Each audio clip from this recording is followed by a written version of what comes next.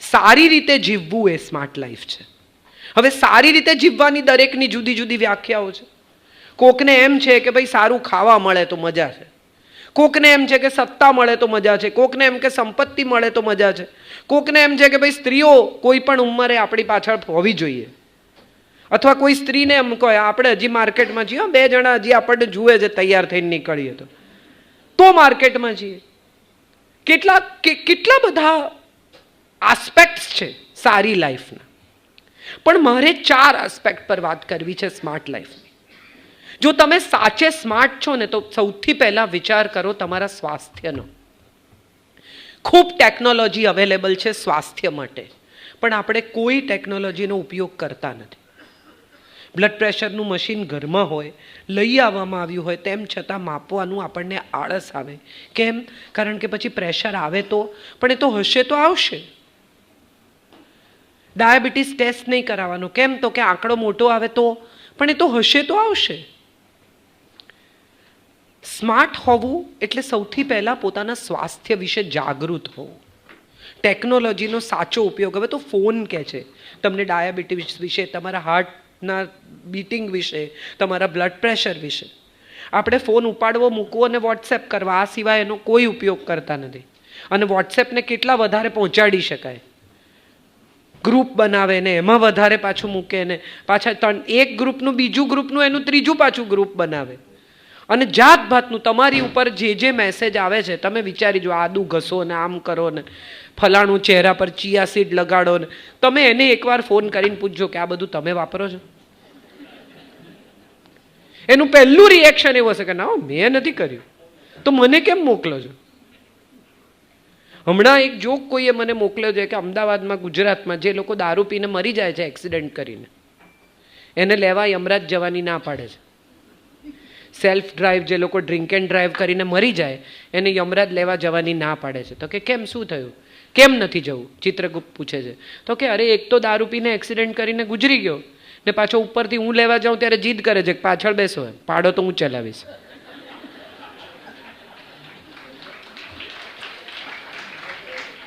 આવા લોકો સાથે કેવી રીતે હું નીચે જાઉં એમને લેવા? હવે આ આખી વાતની મજા એ છે કે નવી પેઢી આપણને બહુ સ્માર્ટ લાગે છે, કારણ કે ટેકનોલોજી સાથે બહુ વેલવર્સ છે. પણ તમે એ નવી પેઢીને એવું પૂછી જુઓ કે મોઢે દાખલા ગણી શકે? કેલ્ક્યુલેટર વગર તમે એને કહો કે ગણવાનું શરૂ કરે, 2 + 6 + 8 + 11 + 18 + 13 + 16 + 15, અને એના ગ્રેન્ડફાધરને પૂછો. એના ગ્રાન્ડફાધર તમને ધડાધડ દાખલા ગણીને આપશે. સરવાળા બાદબાકી 18માંથી 6 જાય તો કેટલા? એટલે છોકરું વિચારે, ગ્રાન્ડફાધર કંઈ બી કરતા 12. એનું ધ્યાન ક્યાંક બીજે છે. હમણાં અમે જે ફિલ્મ કરી એની અંદર એક બહેન આમ લંડનમાં ફોટા પાડે છે ને કોઈ એને પૂછે છે કે 320 પાઉન્ડ એટલે કેટલા? કોક બીજાની સાથે વાત કરે છે અને પેલી ફોટા પાડતા પાડતા કહે છે કે આટલા 33,000 આટલા પાઉન્ડ. કારણ એ છે કે તમે ટેકનોલોજી પર જેમ આધારિત થતા જાઓ છો ને એમ તમારી સ્માર્ટનેસ ઘટતી જાય છે, વધતી નથી જતી. મોટા ભાગના લોકોને લાગે છે કે વધુ ને વધુ સ્માર્ટફોન જેને આપણે કહીએ છીએ એ સ્માર્ટફોનમાં કેટલી વાર ખોટા મેસેજીસ ગયા છે ખબર તમને? અને ન મોકલવાના એવા લોકો પાસે પહોંચી ગયા છે. હમણાં જ કોઈક મારી સાથે મજાક કરતું હતું કે કોઈક માણસના ઘરમાં બહુ ઝઘડો કરવો હોય ને તેને લખી દેવાનું લવ યુ ટુ એની પત્નીને. એની પત્ની સીધો ફોન કરે, આ ટુ કોને લખ્યું? કોનો મેસેજ આવ્યો તો જેને તમે જવાબ આપ્યો? એના ફોન પરથી એની પત્નીને તમે લખી દો કે love you too. Oh sorry, આટલું જ કરવાનું, એથી વધારે કંઈ કરવાનું નથી. એની પત્ની તરત જ ચાલુ થઈ જશે કે આ ટુ કોને લખ્યું? જો આઈ લવ યુનો મેસેજ આવ્યો તો જ તમે જવાબ લખો ને લવ યુ ટુ.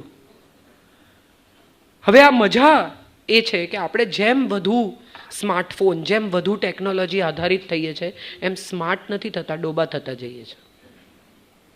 વધુ ને વધુ આધારિત, વધુ ને વધુ ગીવન, વધુ ને વધુ સરેન્ડર. કેટલાક લોકો તમારા ઘરમાં દાખલ થાય ને એની સાથે તમને પૂછે ઝીણીપિનનું ચાર્જર છે, ઝીણીપિનનું ચાર્જર છે. એનો પોતાનો શ્વાસ જતો રહેવાનો એ લેવલ પર ચાર્જર ગોતે. અરે આટલું બધું હોય? 5 મિનિટ ફોન નહીં હોય કે નહીં આવે, ભલી જગ્યાએ સિનેમામાં ક્યાં ક્યાં ફોનના ચાર્જિંગ માટે ફોન ઉપર, અને દરેક માણસને એમ છે કે એના કરોડોના સોદા રખડી પડશે. એકચ્યુઅલી તમને કોઈ શોધતું નથી, અને તોય થોડી વારે ચેક કરે કે મને કોઈ ગોતે છે. કોઈ તમને શોધતું નથી, તમારા વગર કોઈનું કંઈ અટકતું નથી. એ સત્ય તમને સમજાય ને, એ સ્માર્ટનેસ છે. તમે એમ માનો કે મને કોઈ ગોતે છે, મને મારા વગર આનું, અરે બિચારા કોઈ વિચારું નથી. તમારા વગર તમને જો એણે મેસેજ કર્યો કે આપણે આજે સાંજે મળીએ છે, તમે 15 મિનિટમાં જવાબ નહીં આપો ને તો એ કોકને મળી લેશે સાંજે. તમે એમ માનો છો કે તમારા વગર કોઈને નહીં મળે, બિચારા ઘેર જતા રહેશે, એમની સાથે કોઈ નથી, એવું કંઈ છે જ નહીં. સ્માર્ટ માણસ એ છે જે જીવનના સત્યોને સમજે અને સ્વીકારે. સ્માર્ટ લાઈફ એ છે જ્યાં તમે તમારી જાત સાથે ટર્મ્સ પર આવો. તમે એ રિયલાઇઝ કરો કે તમારા વગર કોઈનું કશું અટકશે નહીં, અને તમે નહીં હો ત્યારે જગતમાં કશું જ બદલાશે નહીં. અને અહીં સંસ્કૃતિ એટલા માટે કામ લાગે છે કારણ કે દરેક પિતાને અગ્નિદાહ એનું સંતાન આપે એવો નિયમ આજથી હજારો વર્ષ પહેલાં આપણી સંસ્કૃતિમાં દાખલ થયો છે. આપણી સંસ્કૃતિ સમજાવે છે કે જેને તે જન્મ આપ્યો ને એ જ તને અગ્નિદાહ આપશે. આ જીવનનું સત્ય છે. શીખી લે આ. અને અગ્નિદાહ આપતી વખતે પણ બાળકને સમજાય, સંતાનને સમજાય કે કાલે સવારે જે સંતાનમાં હું મોહ દાખલ કરું છું ને એ સંતાન જ મને અગ્નિદાહ આપશે. અને આવીને જમી લેશે સાહેબ. કશું જ નહીં બદલાય, કંઈ જ નહીં અટકે. એવું તમે જે દિવસે સમજી જાઓ ને ત્યારે તમે સ્માર્ટ છો, અને આ સ્માર્ટનેસ તમને તમારી સંસ્કૃતિ હજારો વર્ષ પહેલા આપી છે. In some 1000 years you were told that this is what life is all about. સ્વાસ્થ્ય અગત્યનું છે, સંબંધો અગત્યના છે, સમજણ અગત્યની છે, અને સૌથી મહત્વની છે ક્ષમા. તમે જેને હોલ્ડ, કેટલા લોકોને તમે બ્લોક કર્યા છે યાદ કરી જુઓ. ફોનમાં બ્લોક કર્યા છે, મગજમાં થાય છે. ઉલટાની મજા એ છે કે જેને બ્લોક કર્યા છે ને એ વધુ બોધર કરે છે. જોયા કરો છો, એને ખબર પડી કે નહીં મેં એને બ્લોક કર્યો, એને ખબર પડી કે નહીં મેં એને બ્લોક કર્યો. તમે જેને અનફ્રેન્ડ કર્યા ને ફેસબુકમાં, એના પાછા ફેસબુક પર થઈને તમે જુઓ છો કે આ અનફ્રેન્ડ થયો, એને ખબર પડી કે નહીં. એટલે તમે અનફ્રેન્ડ કરવા ખાતર કર્યો છે. એને સમજાય કે જો મેં તને મારી જિંદગીમાંથી કાઢી નાખ્યો, બાકી કોઈને તમે કાઢ્યા નથી. એ બધું તમારી જિંદગીમાં દાખલ થયા છે. પહેલાં ફ્રેન્ડ હતા ત્યારે તમે આટલું લોહી નહોતા પીતા. હવે જ્યારે અનફ્રેન્ડ થયા છે ત્યારે તમે બધું ઘૂસો છો ત્યાં કે આ શું કરે છે, ક્યાં જાય છે. હવે તમે અનફ્રેન્ડ થઈને કોકના ફેસબુકમાંથી એના ફેસબુકમાં જઈને તપાસ કરો છો. તમારું વધુ ધ્યાન ત્યાં આકર્ષાય છે. સોશિયલ મીડિયા, બધાને લાગે છે કે સ્માર્ટનેસ છે. ઓ તમે સોશિયલ મીડિયા પર નથી, તમે સોશિયલ મીડિયા પર નથી. અરે હમણાં જ કોઈક મને પૂછતું હતું કે તમને અંબાણીનું ઇન્વિટેશન ના આવ્યું? એટલે મેં કહ્યું, મેં કીધું મને અજય દેવગનને 2 જણને નથી આવ્યું, અમે 2 નથી ગયા એ લગ્નમાં. સવાલ એ છે કે દરેક જગ્યાએ ઇન્ક્લુડ થવું એ આપણી સ્માર્ટનેસ નથી. તમને ગમે કે ન ગમે દરેક જગ્યાએ તમારે દેખાવું, ત્યાં ફોટા પાડવા, ત્યાં ઇન્ક્લુડ થવું, તમારી જાતને બધાની વચ્ચે પ્રદર્શિત કરીને એવું કહેવું કે હું છું, હા હું છું, હું છું, હું છું. એ તમારા એક્ઝિસ્ટન્સને વારંવાર પ્રસ્થાપિત કરવાનો પ્રયાસ છે ને, એ સૌથી મોટી મૂર્ખામી છે, સ્માર્ટનેસ નથી. તમે જો એમ માનતા હો કે બાકીના લોકો એથી તમને ચાહવા લાગશે, કે બાકીના લોકો એથી તમને અપ્રિશિએટ કરશે, તો નહીં કરે. કારણ કે તમને એમ કહેશે કે તમે બધે જ હો છો, મુંડનમાં હો છો, જનોઈમાં હો છો, લગ્નમાં હો છો, ને કોક ગુજરી જાય ત્યાં હો છો, નવરા છો? કોઈ કામ નથી તમારે કે તમે દરેક પ્રસંગે હાજર થઈ જાઓ છો? So being smart is choosing. Choose where you want to be and where you don't want to be. Who are the people you want to be with and who are the people you don't want to be with? Who are the people who will enter in your life and who are the people who are not allowed to enter your life? This is what smartness is all about. અને આ આપણી સંસ્કૃતિએ સદીઓ પહેલા શીખવ્યું. આપણને શીખવ્યું કે શત્રુ અને મિત્ર 2 જુદા છે. અને બધા જ મિત્ર ન હોઈ શકે. આ આપણને આપણી સંસ્કૃતિએ સદીઓ પહેલાં શીખવાડ્યું કે દરેક માણસને આપણે મિત્ર ન બનાવી શકીએ. પહેલાં ઓળખીતા હોય, પછી મિત્ર થાય. માણસને ઓળખો, એમણે કહ્યું ને, ઓળખે છે. ઓળખવા, માણસને જાણીને એના આપણે તો અત્યારે તો જે આવે એને ફ્રેન્ડ કરીએ, એના જીવનમાં ઘૂસીએ. અને મજાની વાત એ છે કે આ સોશિયલ મીડિયા અથવા ટેકનોલોજી, જેને આપણે સ્માર્ટ લાઈફ માનીએ છીએ, એણે આપણને શું શીખવ્યું? તો કે એણે આપણને પ્રકૃતિથી દૂર જતા શીખવ્યું. તમે સ્વિટ્ઝરલેન્ડમાં આલ્પ્સ પર્વત પર કેબલ કારમાં જતા હો તો એ તમે કરો છો શું? તો કે ફોટા પાડો છો. આજુબાજુ જોવાનો તમને ટાઈમ નથી. કેમ? તો કે આ સાંજે ફેસબુક પર મૂકવા પડશે. કેમ? તો કે પછી આવશે ને લાઇક્સ.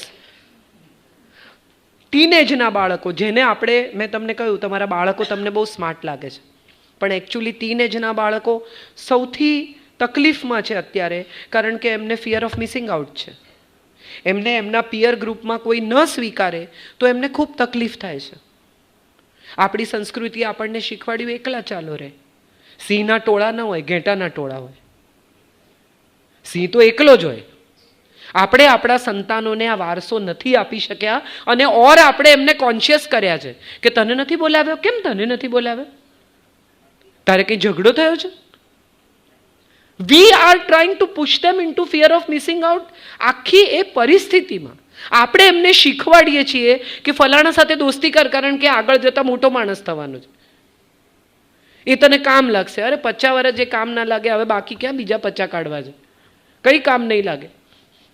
પણ આપણે બધા સ્માર્ટ લાઈફના નામે સ્વાર્થી થઈ ગયા, સેલ્ફ સેન્ટર્ડ થઈ ગયા. આપણને બધાને લાગે છે કે આ સેલ્ફ સેન્ટર્ડનેસ જે આપણે પકડી છે ને, હું, મારું જીવન. તમે જુઓ કેટલા બધા લોકો તમને મળતા હશે, એ બધા પોતાના વિશે બોલવા તત્પર છે. મેં શું કર્યું, હું શું કરું છું, મેં મારા જીવનમાં કેટલું દાન કર્યું. હમણાં થોડા વખત પહેલાં હું ને તુષારભાઈ અમેરિકા ગયેલા, તુષાર શુક્લ. તુષારભાઈને આગળ બેસવાનો બહુ શોખ ગાડીમાં, ને એમને મજા આવે જોતા જોતા. ને હું બેસ્ટ, અમે જેવા ફ્લાઇટમાંથી ઉતરીએ એટલે હું પાછલી સીટમાં જઈને ઊંઘી જાઉં. ને પેલા ભાઈ જે એમને લેવા આવ્યા હોય એ શરૂ કરે કે અમે જ્યારે આવ્યા ત્યારે $500 લઈને આવ્યા હતા. કોકની રકમ 300 હોય, કોકની 500 હોય, કોકની 800 હોય, પણ સ્ટોરી સેમ. પછી 3 નોકરી કરી, પછી આમ કર્યું, પછી ગેસ સ્ટેશન ખોલ્યું. ગેસ સ્ટેશન પર હું 12 કલાક જાતે મહેનત કરતો હતો. મોટેલમાં હું જાતે ફ્રન્ટ ડેસ્ક, સેમ સ્ટોરી. 2-3 દિવસ તો અમે જ્યાં જ્યાં ગયા ત્યાં હોસ્ટ લેવા આવ્યા, એમની વાત તુષારભાઈએ સાંભળી. ચોથે દિવસે મને કે તું ઊંઘી ન જા. મેં કીધું એટલા માટે ઊંઘી જાઉં છું કે મેં આ સ્ટોરી સાંભળેલી છે, તમે પણ ઊંઘી જાઓ, કારણ કે આમાં કંઈ છે નહીં. આ તમને કંઈ નવું સાંભળવા નહીં મળે. Talking about your self continuously is not smart. When people talk about you, you are smart. Good or bad, you can't ignore me. મારા અસ્તિત્વને જ્યારે જગત સ્વીકારે છે ત્યારે હું સ્માર્ટ છું. મારે અસ્તિત્વ સ્વીકાર આવડાવવાનો સંઘર્ષ કરવો પડે છે ત્યારે હું સ્માર્ટ નથી. આપણો પ્રયાસ એ છે કે આપણે દરેક લોકોને આપણું અસ્તિત્વ સ્વીકારવાનો પ્રયત્ન કરીએ છીએ. મેં આ કર્યું, હું આમ કરું છું. કોકને ત્યાં લગ્નમાં જઈએ ત્યાં પણ મહેંદીમાં બધાએ પીળા પહેરવાના. શું કામ પીળા પહેરવાના? એણે કીધું એટલે મારે નથી પહેરવું, મારી ઈચ્છાનો પ્રશ્ન છે. ડ્રેસ કોડ આવે, વેલકમ પાર્ટીનો ડ્રેસ કોડ, બીચ પાર્ટીનો ડ્રેસ કોડ, ફલાણાનું આમ, કાર્નિવલનો ડ્રેસ કોડ. ને આપણે પણ એ પ્રમાણે બધા કપડાં ખરીદીને ભરીએ. ન હોય તો ખરીદીએ ગાઉન. કેમ કે ત્યાં ગાઉન છે, નથી પહેરવો મારે ગાઉન, મારે સલવાર કમીઝ પહેરવું છે. સંસ્કૃતિ તમને શીખવે છે યુનિક થતા, ટોળામાં નહીં ભળતા, તમારા અલગ અસ્તિત્વની ઓળખ ઊભી કરતા. ગાર્ગી 21 વર્ષની છોકરી યાજ્ઞવલ્ક્યને રોકે છે. જનક રાજાએ જાહેરાત કરી છે કે સૌથી શ્રેષ્ઠ બ્રાહ્મણને 1000 ગાયો મળશે. અને યાજ્ઞવલ્ક્ય કહે છે લઈ લો, આપણે જ છીએ, આપણાથી શ્રેષ્ઠ કોઈ નથી. અને 21 વર્ષની છોકરી વચકનુ ઋષિની દીકરી કહે છે કે 1 મિનિટ, તમે કેવી રીતે નક્કી કર્યું કે તમે શ્રેષ્ઠ છો? આપણે શાસ્ત્રાર્થ કરીશું, હું તમને પ્રશ્નો પૂછીશ, અને એના ઉત્તર જો તમે સાચા આપો તો તમે શ્રેષ્ઠ છો. અને બાકીના બ્રાહ્મણો સપોર્ટ કરે છે કે બરાબર છે, એના પ્રશ્નોના જવાબ આપવા પડે. અને યાજ્ઞવલ્ક્ય અને ગાર્ગી વચ્ચેનો સંવાદ એ આપણી સંસ્કૃતિના શ્રેષ્ઠ પ્રશ્નોત્તરી છે. પણ આપણને આવી ખબર નથી અને આપણે જાણવું નથી. ચિયા સીડથી વજન ઉતરે છે એવી આપણને ખબર છે. અને એ કોકે કીધું છે પાછું, આપણે તો પ્રયોગ કર્યો નથી, પણ તરત આગળ મોકલી દીધું છે કે જેને જરૂર છે એને. મારે ક્યાં જરૂર છે, પણ પેલાને જરૂર છે એને મોકલો. સવાલ એ છે કે ફરી ફરીને પાછળ જોવું એ ભૂતકાળ છે, પણ વીતેલા સમયને અને એ સમયે આપણને આપેલી ભેટોને યાદ રાખવી એ સંસ્કૃતિ છે. આપણે આ ભેટો ભૂલી ગયા છીએ. હવે બધા હમણાં અમેરિકામાં જે ગયા હશે લેટેસ્ટ, એ બધાને ખબર હશે કે ટર્મરિકની ગોળીઓ મળે છે. આપણા ઘરમાં વાગે, શરદી ઉધરસ થાય કે બીજો કંઈ બળી જાય તો તરત ઘીમાં લપેટીને હળદર લગાડે, વાગ્યું હોય તો હળદર દબાવી દે, શરદી ઉધરસ થાય તો મધમાં ઘીમાં હળદર ચટાડે. હવે આ ટર્મરિકની ગોળીઓ ખવડાવે છે અને હળદરની પેટન્ટ થાય છે. આ સ્માર્ટ છે. હવે આપણને પતંજલિ સડનલી આપણા જીવનમાં આવ્યું છે અને એમ કહે છે કે અમે બધી નેચરલ પ્રોડક્ટ કરીએ છીએ. હવે આપણને ખબર પડી કે અચ્છા આ બધી નેચરલ પ્રોડક્ટ છે, માટે આપણે આ વાપરવી જોઈએ.